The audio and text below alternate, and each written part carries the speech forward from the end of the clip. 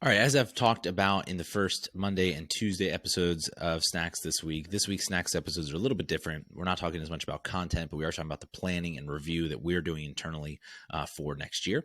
And so these are primarily for our team, but thought I would share them with this audience as well. So today we're going to talk about our marketing strategy, and I feel like that's a little bit not accurate. I mean, that's what it's called, but what we're specifically going to dive into is our target market, who we look at as our target and ideal customers, the three uniques that are true about our company that we believe differentiate us from anybody else who might work in the space.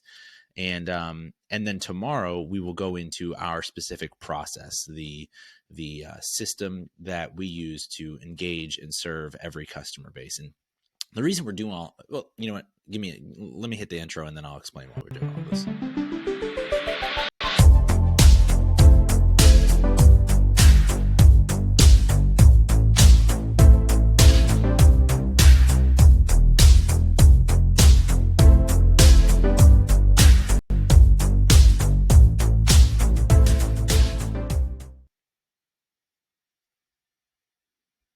Okay, so the reason that we are doing all of this is because we are in a good spot as a business, but we really this year hit some different obstacles and some different, I think, tension that we hadn't faced before. And a lot of it was because, well, first of all, we kind of, I think we've basically maxed out what we're able to do, just scrapping everything together, doing as much hustling, doing as much work. And I'm proud of that. We spent almost 5 years, 4.5 years, Derek and I together, working through that and just trying to get as much as we could through basically sheer effort in terms of our company growth and serving our clients and all those sorts of things. We've realized, though, that to really grow, and that we've definitely had some stagnation, I would say, this year. To really grow, we need to put a plan in place, and then execute against that plan for the next 5-10 years. And so what we're following is, if any of you are interested, there's a book called Traction. It's a pretty helpful book. It's kind of a helpful, I mean, there's like people who are like, fanatical about their system and their process and all that. I'm not so much. That's just not my personality. But as a guidebook, it is helpful for businesses like ours who are trying to establish some of these things. So the process that they have you go through is casting a 10-year vision, breaking that down into a 5-year, a 3-year, and then 1 year, and then 90-day cycles.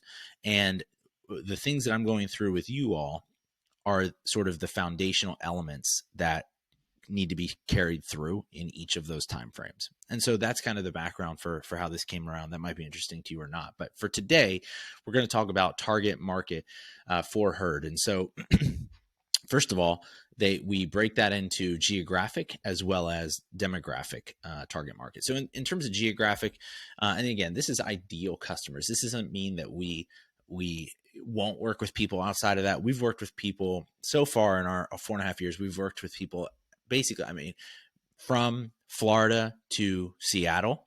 So the entire span of the country. We've gone up to New York State and Philadelphia, so the Northeast. We've gone to Texas. We've gone to England. We've gone to Lisbon, Portugal. We've gone to Ibiza. In terms of, we actually haven't gone there, but you know what I mean? Our customers are represented in all of these places. So we can work anywhere and we can serve companies anywhere. But in terms of our ideal customer base, we've sort of outlined that these are ideally US-based companies who are in the Eastern and Central time zones, typically kind of in the Southeast. So if you drew a little bit of a chart, I think it'd go, you'd draw a circle from like the south part of Illinois. So Chicago kind of down, you'd include Texas and part of that, all the southeastern states, Florida, coming back up through Georgia, South Carolina, North Carolina. Maybe, you could sneak up and maybe like grab Philadelphia because that's near and dear to me and we have some customers there, and then cut back over. That's essentially that, map I just described is really where the majority of our customers and the customers that we want the most, that's where they exist. And so the idea here being, it's a typically a single flight or a 5-hour drive from where our team is, our core team is located. And so that could be a 5-hour drive from around the radius of Atlanta, or a single flight. So single flight to Philly, single flight to Dallas, single flight to Chicago, etc., where you don't have a layover. That is the geographic part. And there's a bunch of, that's just like the description. There's a bunch of reasons why that is the area that we're serving. We're here. That's where a lot of the industry that we serve exists. And there is a mentality there where you don't necessarily need the New York City based agency, the LA based agency. Like the people in those states aren't always enamored by that as much as other places. And that's important because we're not in those places, right? We're not in New York. We're not in LA. So it's something that we can play to our advantage there. Then when we move to demographic, first of all, in terms of job title, this is another one that Derek and I wrestled over quite a bit, but obviously founder, owner, or, and this gets a little broader, C-levels executives. I think we went back and forth on, is it just CEO? Is it just CMO? Is it something else? The truth of it is we are almost always brought in by either an owner or a CEO, at least to projects that are successful. There have been very few times where someone else has brought us into the company. Now, we work really well with marketing directors and directors of marketing, especially if we're brought in by the CEO or by the owner, because I think that sometimes marketing directors and directors of marketing get a little bit worried or intimidated by, are they going to take my job? Like, is this company coming in to take my, and that's 100% not what we're doing. We don't want that job, first of all, and we can't do that job. We're there to support those people in their roles. But because that little bit of tension is there, it's rare that we come in at that level and have a very successful project. That's not to say that we couldn't. I think we could if we had the right person and their mentality was a growth mindset, and that, they weren't trying to just protect everything. But for that reason, when a CEO or an owner pulls us in and then kind of integrates us with their marketing team, it works really, really well, because I think part of it is the marketing team has to probably work with us. But pretty quickly we're able to get their defenses lowered and show them we're not here to take anything from you. We're both here in pursuit of whatever objective or goal, or to serve the business, whatever that happens to be. So that's the job title we are going after: founder, owner, C-level exec. CMO could be CEO, COO, whatever. Industry wise, we're looking at transportation, supply chain, logistics, manufacturing, and we included chemicals in there. We've had a couple of chemical companies. I think that's a subset of manufacturing, but that's sort of where we spend most of our time. Size, we generally look for companies who are operating at the 10 million to 50 million annual revenue mark. That's who I would say who we serve best. It's not exclusively who we serve, but it's who we serve best. And so that's our demographic data. And so then the other part of it then is the 3 uniques. So we know then who we're trying to target. We know who we're trying to talk about, but what are we telling them? What is unique about us, and what makes our business unique that they can kind of latch onto?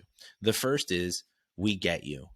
And if I'm talking to a customer, if I'm talking to a prospect, I'm saying, we get you. We've worked in and around your vertical, your industry, and our core vertical for a combined 15 plus years. We know the opportunities and the struggles in your industry. And even if we don't know, but we do, our first step in working with a new customer is to spend a lot of time studying your particular piece of the industry to ensure the strategy we come up together with for you is uniquely built to your specifications and your opportunities, right? So a lot of companies are willing to jump in on the execution part. For our content and growth and digital clients, we are not. We have to do some type of strategic work first to make sure that we and you are aligned and we're mutually understanding what the opportunities are and how to go attack those. That's number 1. We get you. Number 2, we get digital. The internet is where we've made all of our money for our entire careers. Okay. We're digital natives who understand the platforms. We understand the culture. We understand just in general how the psychology of the internet works from a consumer to a business and a B2B scenario as well. And so we just natively get how digital works. We like the trades. We like how you all operate. We like the people who work in the industries that we work with, but we also understand intuitively how to use the internet to make you more money through growth and efficiency. And that's just something that we have spent a lot of time working on. So we not only get you, but we get digital. Our team members, the people who work on our team have worked at the highest levels of the digital and ad industry. And I mean that literally. I would take our the brands, the logos that we can put that we've worked with, and the companies that we've worked with and for, I would put that against anybody else's. We have the top team in the country, in the world, when it comes to experience like that. So we get you, we get digital. And then the last piece, and this is truly a unique piece, I couldn't think of better wording for this, but it's that we go the extra mile. And if you've worked with our team, you understand this. Customer service is baked into Derek's DNA. He's going to, we're all people pleasers, but he especially is going to ensure that you get your money's worth from us. In fact, sometimes too much, right? Like that's something that it's a flaw of ours that is a great flaw to have.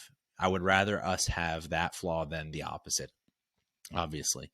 And we talk about that all the time. We're people pleasers. We get our hands dirty to ensure your project is a success to our harm if necessary. And, we've talked to a bunch of customers who affirm this, and part of our marketing strategy is going to be capturing them talking about this for testimonials and for other things like that, case studies, so we can explain that. I do think that inside of this, we have an area of opportunity with our company to improve parts of the experience. So we're really great about making sure you get your money plus, ROI out the chimney here. But I think the actual experience of going through working with our company is something that we can improve upon, and it's something that we have as a priority going into next year to improve on some of those things. So that is our target market and our 3 uniques as a part of our marketing strategy. Tomorrow, to wrap up kind of this process for the week, we're going to go into our process, which will be explaining what makes us unique and what we do. I know this went a little long, but hopefully it was interesting and helpful to you. And we'll talk to you soon.